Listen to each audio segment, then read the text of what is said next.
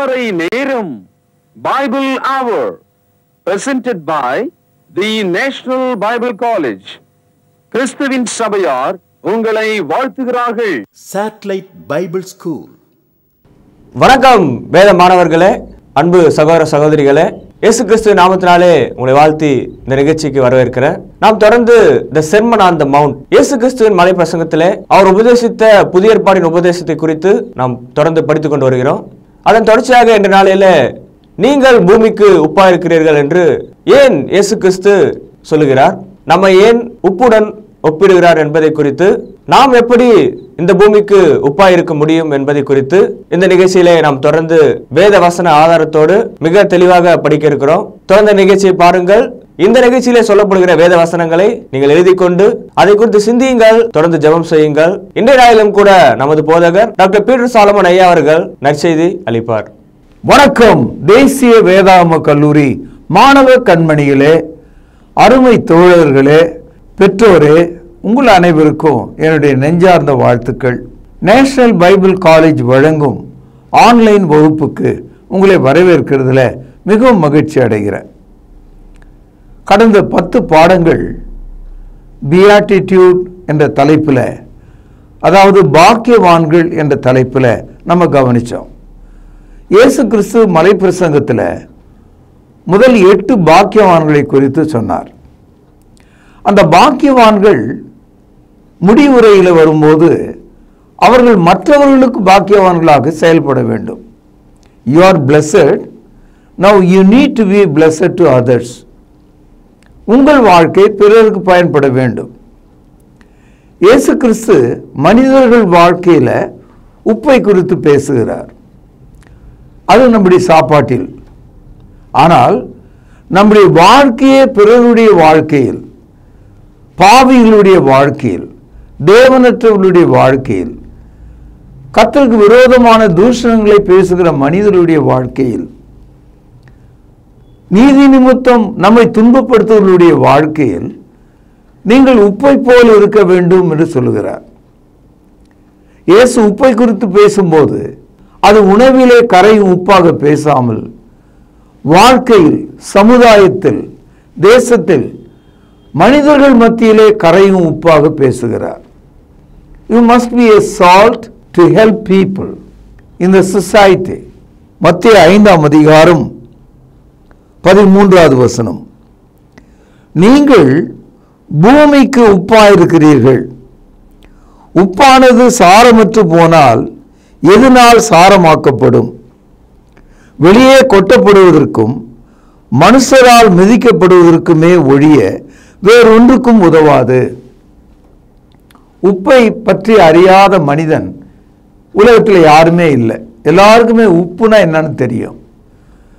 அவன் காட்டில் வாழ்கிற காட்டு மிராண்டியா இருந்தாலும், நகரத்தில் வாழ்கிற நவநாகரிகமான மனிதனாக இருந்தாலும், ஏழையாக இருந்தாலும், மிகப்பெரிய பணக்காரராக இருந்தாலும், வாயுக்குள் உணவு செல்லும் போது ஒரு சுவையை அறிந்து கொள்ள உப்பு நமக்கு அவசியமாக இருக்கிறது.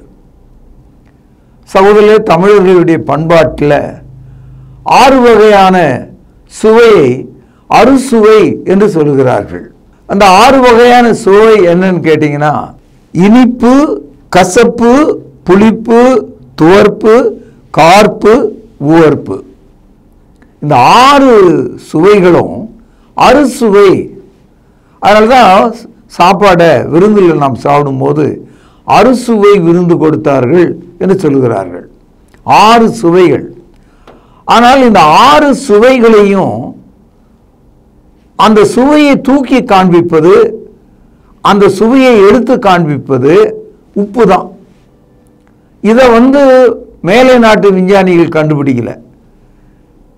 தமிழர்கள் ஆரம்பத்திலேயே தெரிந்து வைத்திருந்தார்கள். அதனால தான் தமிழ் மொழியில் இனிப்பு என்று நாம் சொல்லும்போது நமக்கு தெரியும் அந்த டேஸ்ட் எப்படி இருக்கும்னு. ஆனால் அந்த இனிப்பு என்ற அந்த டேஸ்ட்டை உன் நாவிலே தெரிவிப்பதற்கு இனிப்பு, பார்த்தீங்களா, அங்கே உப்பு இருக்கிறத நீங்கள் பார்க்கலாம். ஆக உப்பு சேர்ந்தால்தான் ஒரு துளி அளவாவது இனிப்பு நமக்கு தெரியும். அதே போல கசப்பு என்று நாம் சொல்லுகிறோம். ஆனால் அந்த கசப்பு கூட உப்பு சிறிதளவு சேர்ந்தால்தான் நம்முடைய நாவில கசப்பு தெரியும். புளிப்புனா நமக்கு தெரியும். ஆனால் அந்த புளிப்பை தூக்கி கொடுப்பது உப்பு. அதனால்தான் புளிப்பு என்று நாம் சொல்லுகிறோம். உவர்ப்பு, மறுபடியும் அந்த உப்பு அங்க இருக்கிறத நீங்கள் பார்க்கலாம். கார்ப்பு, காரம். அந்த கார்ப்பு, காரத்தை கூட நமக்கு எடுத்து காண்பிப்பது உப்பு தான். உவர்ப்பு, அதை நமக்கு எடுத்து காண்பிப்பது உப்பு தான். அதாவது தமிழர்கள் என்ன நினைக்கிறாங்க, அது இனிப்பா இருந்தாலும் கசப்பா இருந்தாலும் புளிப்பா இருந்தாலும் தோற்பா இருந்தாலும் ஓர்ப்பா இருந்தாலும் கார்ப்பா இருந்தாலும் எல்லாவற்றிலும் ஒரு குறிப்பிட்ட சதவீதம், ஒரு சிறிய அளவு உப்பு சேர்ந்தால்தான் அது நம்முடைய நாவிலே அந்த சுவை தெரியும். அப்படியானால் உப்பு என்பது மனிதனை கட்டுப்படுத்தக்கூடிய ஒன்றாக இருக்கிறது. ஆங்கிலத்தில் கெமிக்கல் நேம் சோடியம் குளோரைடு என்று சொல்கிறார்கள். சகோதரர்களே, நம்முடைய உடல்ல உப்பு தான் ரொம்ப முக்கியமான இடத்தை வகிக்கிறது. இன்னைக்கும் அதிகமாக குழந்தைகளுக்கு பேதி முதலானவைகள் செல்லும் போது, பெரியவர்கள் செல்லும் போது உப்பு கலந்த தண்ணீரை குடிக்க சொல்கிறார்கள். அதாவது மனிதனுடைய உடல்நிலையை சீர்படுத்துவது, வளர்ப்பது, அதாவது மினுக்குவது, உறுதியாக கட்டுவது, எல்லா விதமான உணவையும் செரிக்க செய்வது உப்பிலே அடங்கி இருக்கிற ரகசியம். இயேசு கிறிஸ்து இந்த உப்பை குறித்து நம்மிடத்தில் பேசுகிறார். ஆனால் இந்த உப்பு வாய் வழியாக சாப்பிடுகிற உணவாக, பொருளாக பேசாமல் இயேசு என்ன சொல்கிறார், நீங்கள் உலகத்துக்கு உப்பாயிருக்கிறீர்கள் என்று சொல்றார். அப்படின்னா ஒவ்வொரு கிறிஸ்தவரும், அந்த 8 பாக்கியவான்களுடைய அருமையை விளங்கி கொண்ட மக்கள், சமுதாயத்தில் பிறருக்கு நாம் உப்பை போல் மாறிவிடுகிறோம். நீங்கள் இந்த உலகத்திற்கு உப்பாயிருக்கிறீர்கள். சில சமயங்களில் உப்புக்கு இன்னொரு சூழல் ஒன்று இருக்கு. நீண்ட நாள் உப்பை ஒரு மூட்டையிலே கட்டி வையுங்கள், அல்லது ஒரு கண்ணாடி புட்டியிலே அடைத்து வையுங்கள். கொஞ்ச நாள் ஆன பிறகு பார்த்தீங்கன்னா 1 வருஷம் 2 வருஷம் பொறுத்து உப்பு மாதிரி வெள்ளையா ஒன்று இருக்குமே தவிர அது உப்பே கரிக்காது. ஏன்? உப்பு சாரமற்று போய்விட்டது. சால்ட் லாஸ்ட் இஸ் சேவர். அப்போ உப்பாக இருக்கிற ஒரு காலகட்டம், உப்பு இல்லாமல் போன ஒரு காலகட்டம். உப்புக்கே இந்த கதி. சகோதரர்களே, ஒரு 50-60 வருஷத்துக்கு முன்னால கடைகளில் உப்பை வெளியே தான் வச்சு வைப்பாங்க. ஒரு பெரிய மூட்டையில் அது இருக்கும். அந்த உப்பை அள்ளி எடை போட்டு நமக்கு தருவாங்க. இப்போ தான் உப்பு தூள் உப்பாக மாறி பாக்கெட்டுகளில் விற்கப்படுவதை நம்ம பார்க்கிறோம். அந்த உப்பை வெளியே வச்சுட்டு போயிடுவாங்க. கடையை அடைக்கும் போது உப்பு மூட்டையை உள்ளே எடுத்து வைக்க மாட்டான். ஏன்னு கேட்டால் அது ரொம்ப எடை, ரெண்டாவது அதை யாரும் திருட மாட்டாங்க என்ற ஒரு நம்பிக்கை. உப்பின் மீது என்ன வேணாலும் வரலாம்.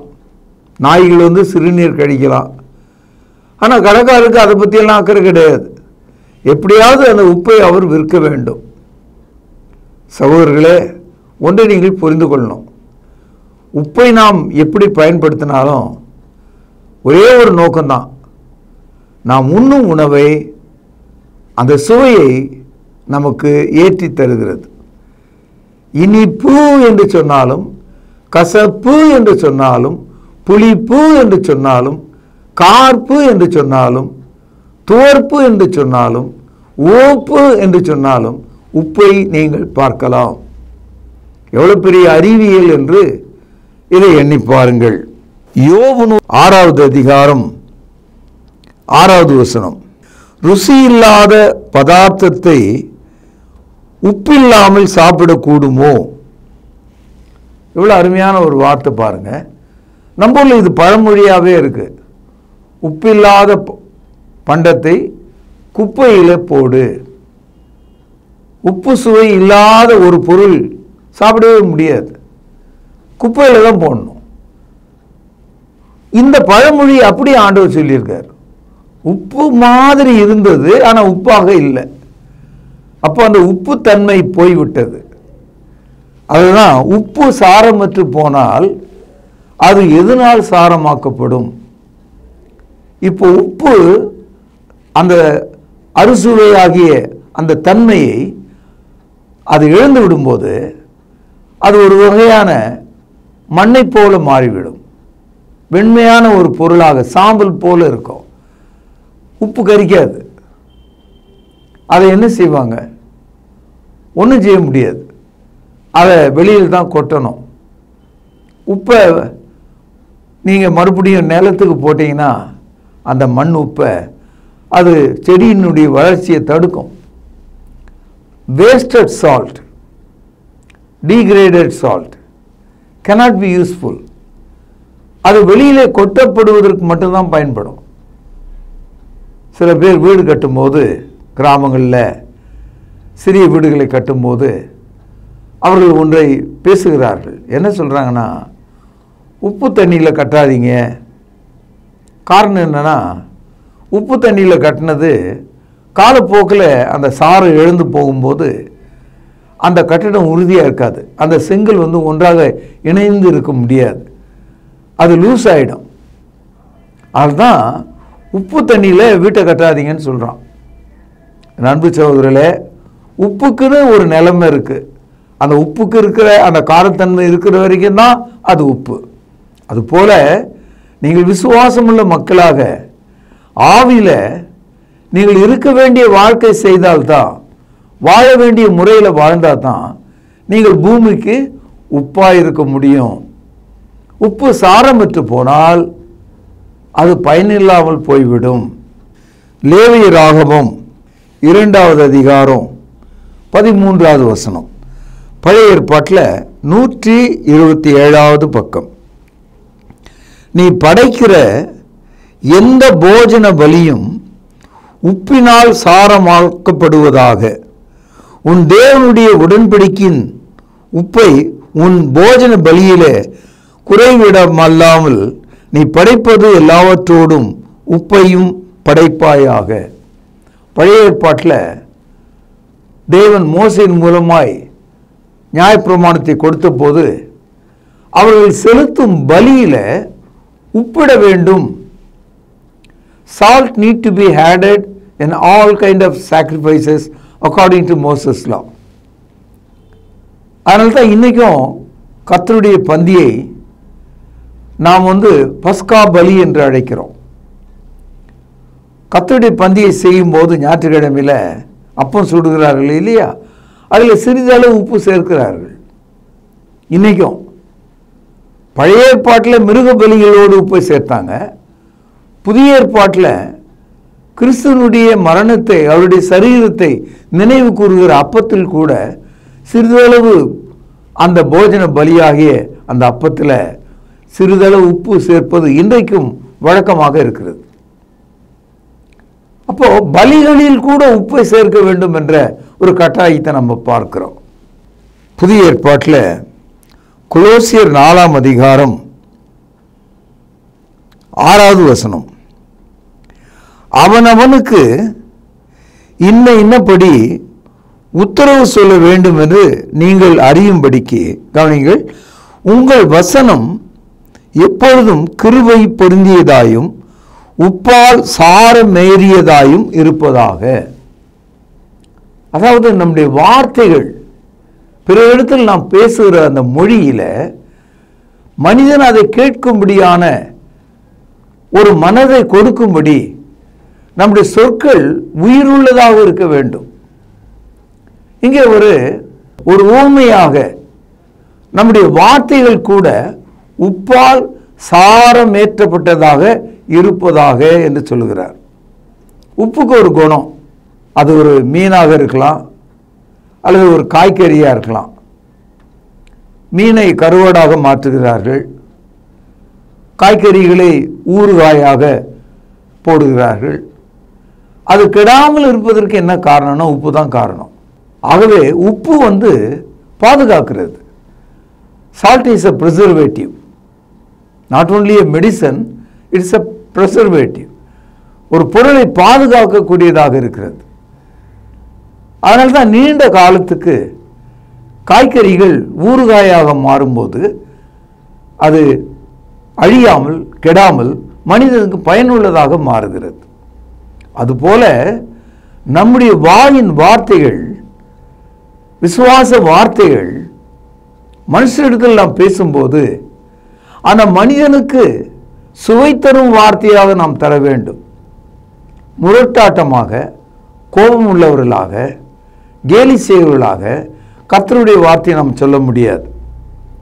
பயன்படும் அளவில் சுவை தரும் நல் வார்த்தைகளாக, உதாரணங்களாக நாம் எடுத்து சொல்ல வேண்டும். உதாரணமாக இயேசு கிறிஸ்து, ஒரு மனிதனுக்கு 100 ஆடுகள் இருந்தது, அதில் ஒன்று காணாமற் போனது. அவன் 99 ஆட்டை கிடைமடக்கி விட்டு அந்த ஒரு ஆட்டை தேடி சென்றான். அதை அவன் கண்டபோது அதை எடுத்து தன் தோள் மீது வைத்து தன் ஊருக்குள் வந்து அந்த மக்களை பார்த்து, காணாமற் போன என் ஆட்டை கண்டுபிடித்தேன் என்று சொல்லி அவர்களோடு சந்தோஷப்பட்டான்.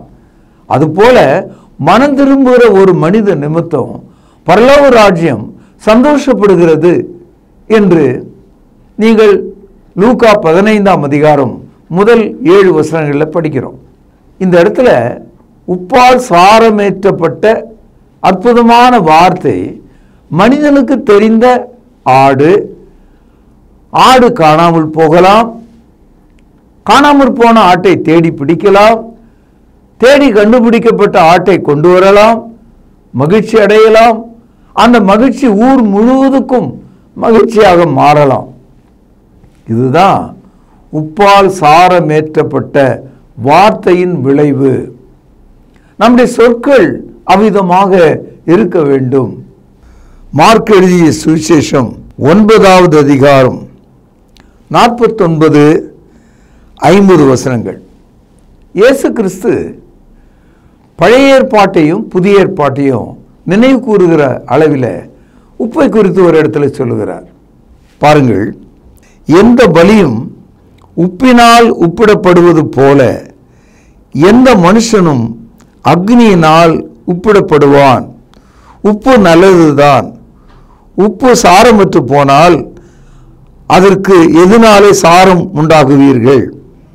உங்களுக்குள்ளே உப்புடையவர்களாயிருங்கள், ஒருவரோடு ஒருவர் சமாதானம் உள்ளவர்களாயும் இருங்கள் என்றார்.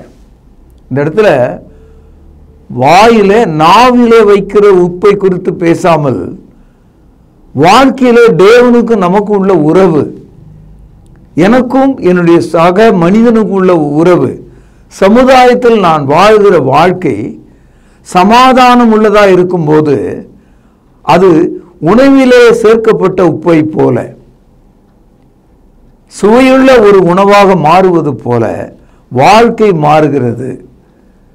அந்த சால்ட் லைஃப் சால்ட்டாக மாறுது, சொசைட்டிக்குள்ள மாறுது, சமுதாயத்துக்குள்ள மாறுகிறது. சகோதரர்களே, உப்பு எப்படி செய்கிறார்கள், அதை எப்படி உருவாக்குகிறார்கள் என்ற ஒரு கேள்வி நாம் கேட்கும்போது, இந்தியா போன்ற ஒரு பெரிய தேசத்தில் உப்புனா உப்பு, அது வெள்ளையாக இருக்கும், தூளாக இருக்கும், அதை உணவில் சேர்த்தால் அந்த சுவை உண்டாகிறது, இப்படி தான் நம்ம புரிஞ்சுக்கிறோம். ஆனால் இந்த உப்பு எங்கிருந்து வருது, அது எப்படி தயார் பண்ணுறாங்க, இதெல்லாம் நம்ம பார்க்கும்போது உப்பு கடல் நீரை எடுத்து அதை ஒரு நிலத்தில் ஊற்றி அல்லது சேமித்து அதை காய வைத்து நன்றாக காயும் போது தண்ணீர் முழுவதும் பூமியின் கீழே இழுக்கப்பட்டு விடும்போது மீதியாக இருப்பது, தூளாக இருப்பது உப்பு. குறிப்பாக தூத்துக்குடி போன்ற அந்த நகரத்தில் கடற்கரை ஓரமாக முழுவதும் உப்பளம் என்று சொல்லுவாங்க.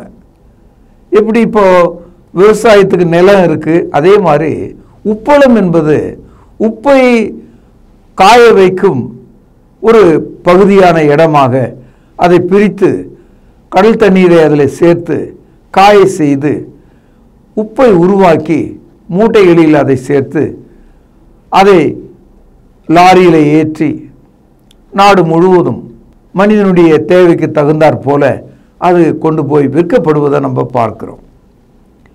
எல்லா உப்பும் கடல் உப்பாக தான் இருக்கு. ஆனால் மலை போன்ற பகுதிகளில் இருக்கவங்க அவங்களுக்கான உப்பு கடற்கரையிலிருந்து கிடைக்கல. ஆகவே அவர்கள் அந்த மலையிலே மேலே இருக்கிற ஒரு பகுதி உப்பாக இருக்கிறது, உப்பு பாலமாக இருக்கிறது. அதை வெட்டி அதை இடித்து தூளாக்கி உப்பாக பயன்படுத்துகிறாங்க. அதற்கு என்ன காரணம்னா, நோவா காலத்து வெள்ளத்தின் காலத்தில் பெருவெள்ளம் எல்லா மலைகளுக்கும் மேலாக தண்ணீர் நின்றதாம். கடல் நீர் முழுவதும் மலை முழுவதுமாக நின்றதுனால பிறகு அந்த தண்ணீரெல்லாம் வடிந்த போது கடல் நீர் தனியாக போனது. ஆனால் மலையின் மீது உப்பாக பிறகு அது ஒரு கல்லாக மாறிவிட்டதாம். அதனால் மலையின் மீது ராக் சால்டர், மலை உப்பு என்று இதை அழைக்கிறாங்க. உப்பு மலையில் கிடைக்கிற ஒரு கல்லை போல அது எடுக்கிறத நம்ம பார்க்கிறோம். அதனால் சீ சால்ட், மவுண்டன் சால்ட், அதாவது கடல் உப்பு, மலை உப்பு என்று ஒரு இருக்கு. இது போக இன்னொரு உப்பு ஒன்று இருக்கு. அதாவது மூன்றாவதாக சில சமயங்களில் பூமியில் எரிமலை கேள்விப்பட்டிருப்பீங்க. இந்த எரிமலை பெரிய அளவில் ஒரு ஆறு மாதிரி அது நெருப்பாக கொட்டும். அதுக்கு பிறகு அது காய்ந்து போய்விடும். அந்த மாதிரி இடத்துல மண், அந்த எரிமலை இதனுடைய விளைவாக ஒரு வகையான உப்பு அந்த இடத்துல கிடைக்குது. அந்த உப்பு பிங்க், ஏறக்குறைய ஒரு வெளிர் நிற சிவப்பாக இருக்கும். அதை பிங்க் சால்ட் என்று சொல்கிறாங்க. இன்றைக்கும் நீங்கள் சைனாவிலும் இன்னும் மற்ற தேசங்களில், ஜப்பான் போன்ற நாடுகளில், ஆப்பிரிக்கா தேசத்தில் இந்த பிங்க் சால்ட் கிடைக்குது. நான்காவதாக நம் நாட்டில் உப்பில் இன்னொரு வித்தியாசமான உப்பு ஒன்று இருக்குது. இந்த உப்பை கருப்பு உப்பு, பிளாக் சால்ட்ன்றான். இது என்னன்னு நமக்கு தெரியல. ஆனால் இதுவும் மலை, ஆறுகள், காடுகள் இவர்கள் மத்தியில் கிடைக்கிற ஒரு வகையான உப்பு. இந்த உப்பை மருத்துவ ரீதியான உப்பாக நினைக்கிறாங்க. இதை பிளாக் சால்ட், கருப்பு உப்பு அப்படின்னு சொல்கிறாங்க. இது நம்முடைய நாட்டில் இந்த கருப்பு உப்பு யாருக்கிட்ட இருக்குதுன்னா, உயர் ஜாதி உள்ள மக்கள் மத்தியில் தான் அது இருக்குது. தாழ்த்தப்பட்டவர்கள் மத்தியில் இந்த கருப்பு உப்பு கிடையாது. கருப்பு உப்பு உனக்கு தேவையானால் நீங்கள் உயர் ஜாதி மக்கள், கடைகள் அவர்கள் கையில் இருந்து தான் அந்த கருப்பு உப்பை வாங்கி மருத்துவ ரீதியில் அதை நீங்கள் பயன்படுத்த முடியும். ஆக உலகத்தில் 4 வகையான உப்புகள் இருக்கு. ஒன்று கடல் உப்பு, இன்னொன்று மலை உப்பு, 3 எரிமலை உப்பு அல்லது பிங்க் சால்ட், 4வது பிளாக் சால்ட், கருப்பு உப்பு. இந்த 4 வகையான உப்புகள் இருக்கு. இவ்வளோ உப்புகள் இருந்தாலும் அவைகள் எல்லாமே சோடியம் குளோரைட் தான். இந்த உப்பு இல்லாமல் மனிதனால் எதையும் நாவினால் நாம் சாப்பிட முடியாது. இந்த உப்பு ஏதாவது ஒரு சுவையோடு சேரும்போது அது நமக்கு அந்த சுவையை நமக்கு கொடுக்கிறது. அதனால்தான் இனிப்பு என்று சொல்லும் போதும் உப்பு இருக்கிறது, கசப்பு என்று சொல்லும் போதும் இனிப்பு இருக்கிறது, புளிப்பு என்று சொன்னாலும் அந்த உப்பு அங்கே இருக்கிறது, கார்ப்பு என்று சொன்னாலும் அங்கே உப்பு இருக்கிறது, உவர்ப்பு என்று சொன்னாலும் சரி. அதனால உப்பு என்பது இல்லாமல் சுவை இல்லை, நாம் அதை உணர முடியாது. அதுபோல இயேசு கிறிஸ்துவினால் கொடுக்கப்பட்ட அந்த பாக்கியவான்கள் என்ற அனுபவம் இல்லாமல் நாம் இந்த பூமிக்கு பயனுள்ள மக்களாக இருக்க முடியாது. இந்த குணங்கள் நமக்கு இருக்குமானால், இந்த பாக்கியவான் அனுபவம் நமக்குள் இருக்குமானால், அதன்படி நாம் வாழ்கிறவர்களாக இருப்போமானால், நம்முடைய குடும்பத்துக்கும் நம்முடைய சமுதாயத்துக்கும் நம்முடைய நாட்டுக்கும் உலகத்துக்கும், நீங்கள் உலகத்துக்கு உப்பாக இருக்கிறீர்கள் என்று இயேசு சொல்கிறார். சகோதரர்களே, இதை நீங்கள் புரிந்து வாழத்தக்கதாக நான் உங்களை கேட்கிறேன். 2 ராஜாக்கள் 2வது அதிகாரம் 19வது வசனம்.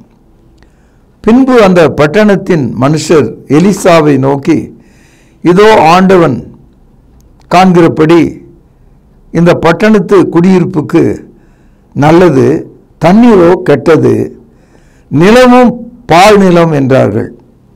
அப்பொழுது அவன் ஒரு புது தோண்டியை எடுத்து அதில் உப்பு போட்டு கொண்டு வாருங்கள்.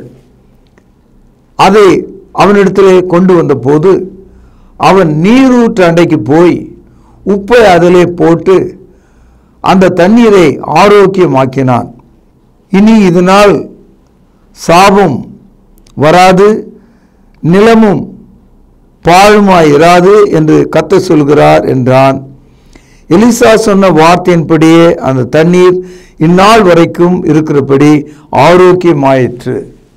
அதாவது எலிசா காலத்தில் மரணத்துக்கு ஏதுவாக இருந்த கசப்பு தண்ணீரை தேவனுடைய வார்த்தையின்படி சிறிய உப்பை போட்ட போது அது சுகமும் சுவையும் உள்ள, மனிதனுக்கு பயனுள்ள தண்ணீராக மாறியது. அன்பு சகோதரர்களே, உப்பு எப்பொழுதுமே மனிதனுடைய வாழ்க்கையில் மிகவும் சம்பந்தமுள்ள ஒன்றாக இருக்கு. இன்னைக்கு நவீன மருத்துவம், இயற்கை மருத்துவம், எல்லா விதமான மருத்துவங்களை நீங்கள் எடுத்துக்கிட்டீங்கன்னா நிச்சயமாக ஒரு அளவில் உப்பு இல்லாமல் எந்த மருந்துமே கிடையாது. எல்லா மருந்திலும் ஒரு சிறிய அளவு சோடியம் குளோரைடு ஒரு துளியாவது கண்டிப்பாக சேர்ப்பாங்க. ஆகவே நீங்கள் பூமிக்கு உப்பாக இருக்கிறீர்கள். நீங்கள் மற்ற மனிதர்களுடைய வாழ்வை மாற்றவும் அவர்களை பயனுள்ள மக்களாகவும் தேவனுக்கு பிரியமாகவும் மாற்றக்கூடிய உப்பாக இருக்கிறீர்கள். நீங்கள் உங்கள் உப்பின் பயனை மற்றவர்களுக்கு கொடுக்கக்கூடியவர்களாக இருக்கிறீர்கள் என்பதை நீங்கள் புரிந்து கொண்டு சிறப்பான இந்த பாடத்தை நினைவு கூறுங்கள். இதனுடைய தொடர்ச்சியை நாளை வகுப்பில் நம்ம சந்திக்கலாம். பிரார்த்தனை செய்வோம். கிருபையும் இரக்கமும் தயவும் நிறைந்த தகப்பனே, உப்பு எங்களுக்கு எவ்வளவு அவசியம் என்பதையும், உப்பின் சாரம் எங்களுக்கும் எங்கள் சமுதாயத்துக்கும் எவ்வளவு அவசியம் என்பதையும் புரிந்திருக்கிறோம். கிறிஸ்துக்குள்ளான வாழ்க்கை பிறருக்கு உப்பின் சாரத்தை போல் இருக்கிறது என்று புரிந்து கொள்கிறோம். எங்கள் வாயின் வார்த்தைகளும் சுவிசேஷமும் உப்பால் சாரம் ஏற்றப்பட்ட வார்த்தைகளாய் இருக்கும்படி உதவி செய்தரலும். எங்களை ஆசீர்வதியும். ஆண்டவர் இயேசுவின் நாமத்திலே ஜெபம் கேளும் ஜீவனுள்ள எங்கள் நல்ல பிதாவே, ஆமென். தொடர்பு கொள்ள வேண்டிய முகவரி: திருமறை நேரம், 58 சர்ச் தெரு, குமரன் நகர், சென்னை 6082. தொலைபேசி எண் 0442550082. செல்போன் 9385500882. கர்த்தாவே, தேவர்களில் உமக்குப்பானவர் யார்? வானத்திலும் பூமியிலும் உமக்குப்பானவர் யார்? உமக்குப்பானவர் யார்? உமக்குப்பானவர் யார்? வானத்திலும் பூமியிலும் உமக்குப்பானவர் யார்? வானத்திலும் பூமியிலும் உமக்குப்பானவர் யார்?